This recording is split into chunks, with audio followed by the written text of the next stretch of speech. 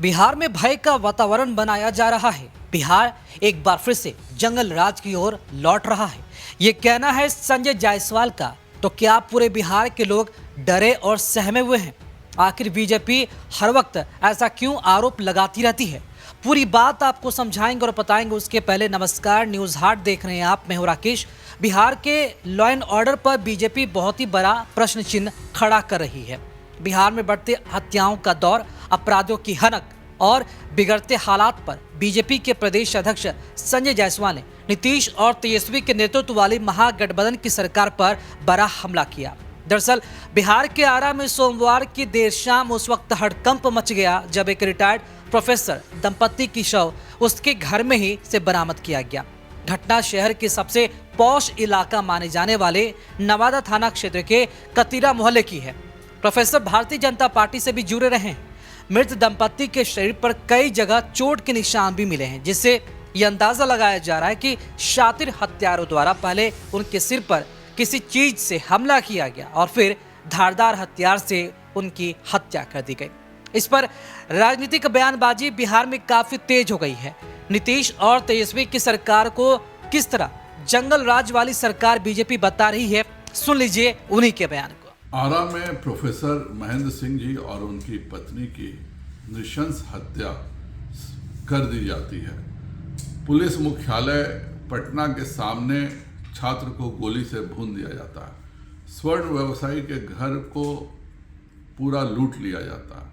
यह घटनाएं अगर जंगल राज की तरफ इशारा नहीं कर रही हैं तो नीतीश कुमार जी के जो कार्य प्रणाली है वह बता रहा है कि सब कुछ उनकी मर्जी से हो रहा है।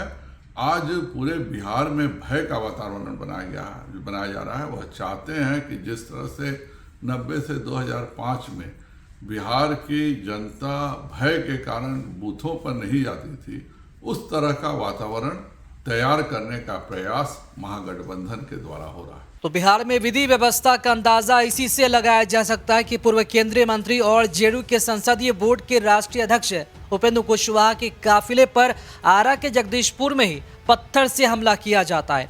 हमले वाली बात उपेंद्र कुशवाहा ने भी स्वीकारी है और अपने मोबाइल पर प्रेस कॉन्फ्रेंस के दौरान हमले का वीडियो भी दिखाया है पत्रकारों को। भले पुलिस अपने प्रारंभिक रिपोर्ट में ये बोल रही है कि उपेंद्र कुशवाहा पर कोई हमला नहीं हुआ है, लेकिन उपेंद्र कुशवाहा ने यह भी कहा कि अगर पुलिस को यकीन नहीं तो डीजीपी आरएस भट्टी साहब इसकी जांच जरूर करा ले। उपेंद्र कुशवाहा पर हुए हमले की निंदा बीजेपी ने भी की है। बीजेपी प्रवक्ता अरविंद सिंह ने इस पर क्या कुछ कहा है, वो बयान भी आपको हम सुनाते। श्री उपेंद्र कुशवाहा पर जो हमला हुआ है यह बहुत दुर्भाग्यपूर्ण है। इसका मैं घोर निंदा करता हूं। किसी भी व्यक्ति पर अगर हिंसा होता है तो उसका विरोध होना चाहिए और किसी भी दल के सदस्य पर। राजनीति में हिंसा का कोई स्थान नहीं है। इसको सर्वदलीय निंदा होना चाहिए और समाज में भी निंदा होना चाहिए। हिंसा के लिए समाज में कोई स्थान नहीं है। तो जहां सत्ताधारी दल के नेताओं पर हमले होते हैं, वहां की जनता कैसे सुरक्षित रह सकती है? नीतीश कुमार भले न्याय के साथ विकास का दावा करते हो, लेकिन बीजेपी के न आरोपों का जवाब सही से नहीं मिलता। बस दूसरे राज्य से तुलना कर दी जाती है कि वहां के मुकाबले यहां आपराधिक घटनाएं कम हो रही हैं और कुछ आंकड़े भी दिखा दिए जाते हैं। उपेंद्र कुशवाहा पर हमला भले ही राजनीतिक हो, लेकिन क्या इससे अपराधियों का मनोबल नहीं बढ़ता? दरअसल आरटीआई से एक चौंकाने वाला खुलासा भी हुआ है। पुलिस मुख्यालय के आंकड़ों के मुताबिक 1 अगस्त 2021 से लेकर 30 जनवरी 2022 तक, यानी इन 6 महीनों में अर्थात 182 दिनों में पूरे बिहार के सभी जिलों में हत्या की कुल 1303 वारदातें दर्ज हुई। यही नहीं, सबसे चौंकाने वाली बात यह भी है कि आरटीआई के माध्यम से पूछे गए सवाल में पुलिस मुख्यालय ने यह भी बताया कि कांडवार गिरफ्तारी आरोप पत्र से संबंधित विवरणी पुलिस मुख्यालय के पास मौजूद ही नहीं है। ये हम नहीं कह रहे, बल्कि बिहार पुलिस मुख्यालय का आंकड़ा बता रहा है। अब लॉ एंड ऑर्डर में कितना सुधार हो रहा है ये तो सरकार ही जानती होगी।